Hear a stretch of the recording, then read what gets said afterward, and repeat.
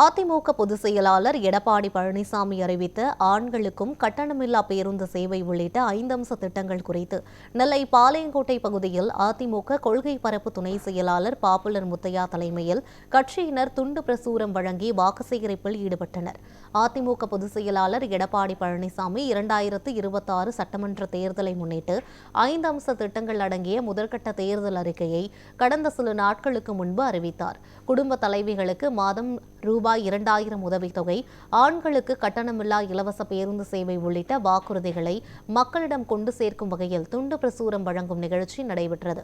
அதன்படி திருநெல்வேலி மாவட்டம் பாளையங்கோட்டை தெற்கு பஜார் வஉசி திடல் பகுதியில் அதிமுக கொள்கை பரப்பு துணை செயலாளர் பாப்புலர் முத்தையா தலைமையில் அதிமுக கட்சி நிர்வாகிகள் சிவந்தி மகாராஜன், டால் சரவணன், தாழை மீரான், சின்னதுரை, மைதீன், கேபிள் சுப்பையா, பாலமுருகன், முகமது உள்பட பலர் கலந்து கொண்டு 5 அம்ச திட்டங்கள் குறித்த துண்டு பிரசுரங்களை வியாபாரிகள் பொதுமக்களிடம் வழங்கி இரட்டை இலைக்கு வாக்குகள் சேகரித்தனர்.